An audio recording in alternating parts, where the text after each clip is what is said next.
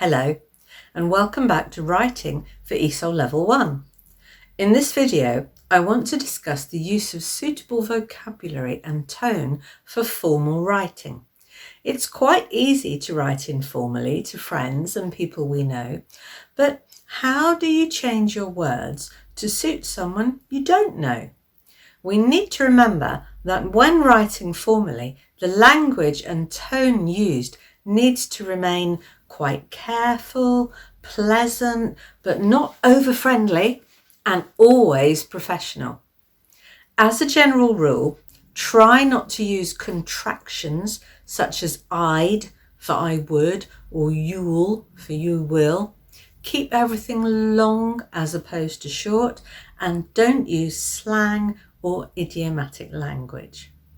Then there are a few conventions or ways that formal letters work in terms of opening, closing, and their shape. First, you'd need to know how to start your letter, and there are two clear phrases that we still use for letter writing.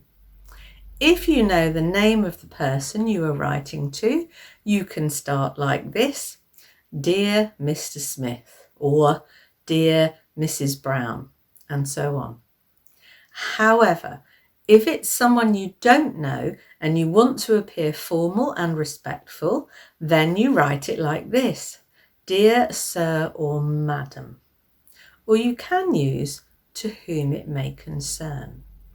Then you need to find an appropriate sentence to introduce your reason for writing. Now you have a few main reasons you could be writing. It could be a complaint or a letter of application, either for a position or a course. So let's look at both types of letters. Here are some possible introductions for a letter of complaint. I am writing to express my concern regarding. I am writing to express my deep disappointment regarding. I am contacting you to voice my concern regarding. Notice the tone of all these sentences is not especially friendly because you don't know who you're writing to, so you keep your language quite formal and reserved. And notice I didn't use the word about, I used regarding. In the main body of the letter, when you are explaining the problem in more detail, make sure that you keep your language clear and again respectful and polite. Do not slip into slang or statements such as I'm really fed up or cross. You can say that the service or product is unacceptable, disappointing, inadequate, substandard. It's a good idea sometimes to criticize the outcome or predicted result, not individuals, and to keep your distance.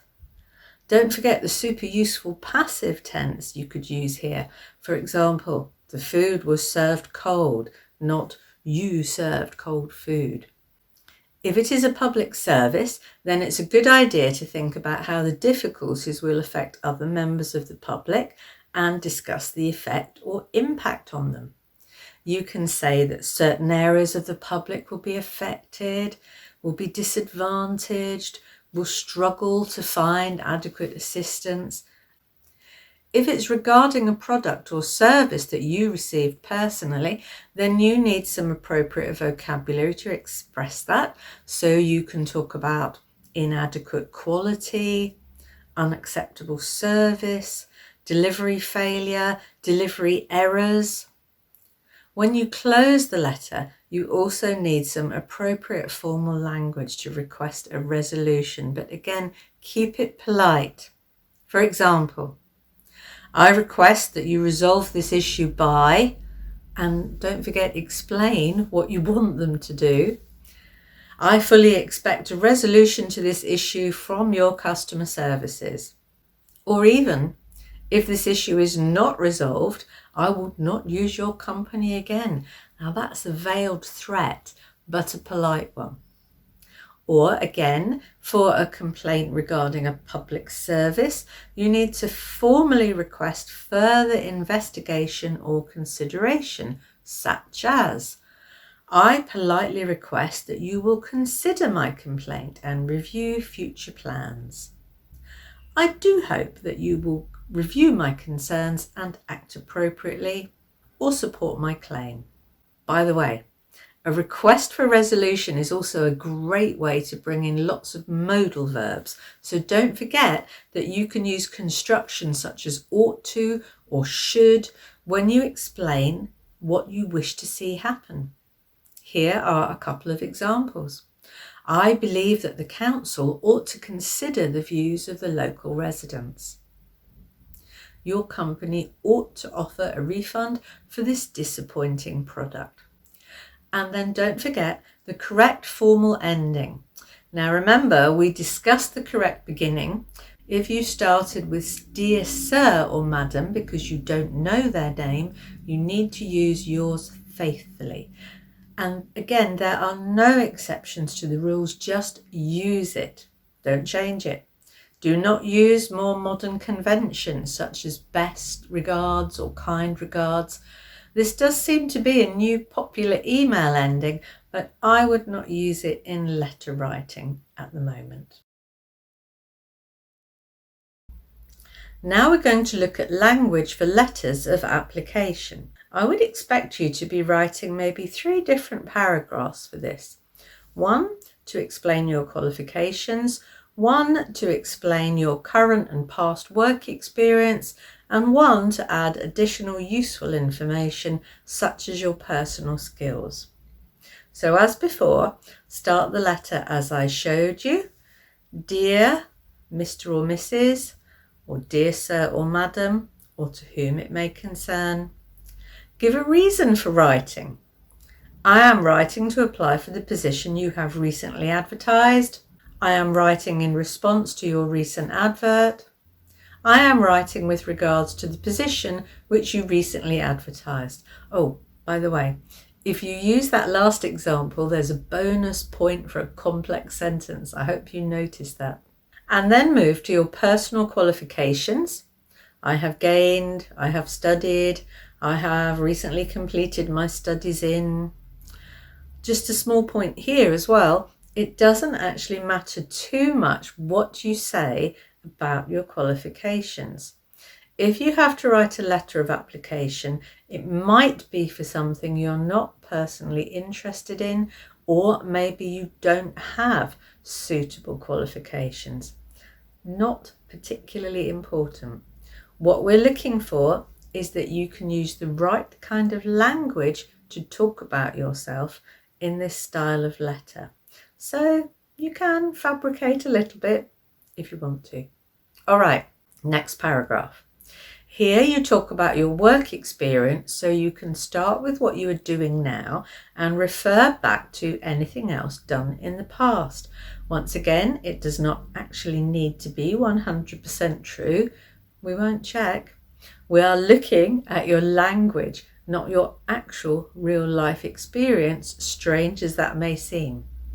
Now, if you're smart here, you will use the phrase, I have been working, when you talk about what you are doing at the moment, because this is a popular indicator of level 1 appropriate grammar, so don't forget to put it in. Then you need to find some nice things to say about yourself. And remember, keep it professional. So what do people like to hear from job applicants? Well, they want to hear lots of good things, like the words reliable, punctual, maybe good team player, good at supporting my work colleagues, flexible, able to work on my own initiative, good numeracy and literacy skills, good at working with people, and so on. So choose a few of these and include them in your skills. What are you good at? Think about it. And you should try to pitch this section to whatever position you are applying for. So if it's working with children, say you're interested in this. Maybe that you're able to empathise or understand children with learning difficulties perhaps, or you enjoy the company of children and understand them well. If it's a position in healthcare, explain how you are good at talking to people and caring for them. If the job is in retail or hospitality, explain how much you love working with customers and providing good service, or that you are inspired or enthusiastic about working with food or retail products, whatever fits the job. You can also say that you believe you would be a great candidate for the job because. Now don't forget, if this is a letter applying for a course, it needs a similar approach. Explain what you've done so far, what you've studied so far, and explain why you would be a good student on this course and what it would do for you. Remember to say what you can do, what you are good at, what you are interested in, because this gives a little flavour or personality to your application, which is a nice thing to see. You get the idea, don't you? Your final paragraph should be the part where you invite them to get in touch. There are good ways to include conditionals here, so don't forget them. Here are a few possible examples. I would be delighted to attend an interview at any time. I would be delighted to attend an interview at any time if you wish to discuss my skills further. I am available for an interview and would be pleased to hear from you. Please find attached my CV for further consideration. I am able to provide references if you would like them. I hope that you will consider my application. And it's a good idea to include the final phrase, I look forward to hearing from you. This is, again, a standard. Everybody uses it. After that, remember to close with yours sincerely or yours faithfully, which one matches your beginning, and then sign your name clearly underneath. That's the way to shape a formal letter, and there are some really useful phrases here for you to practice. One final thing in this video, spelling. No one is perfect, but you need to spell keywords correctly. Here are a few that are good to practice.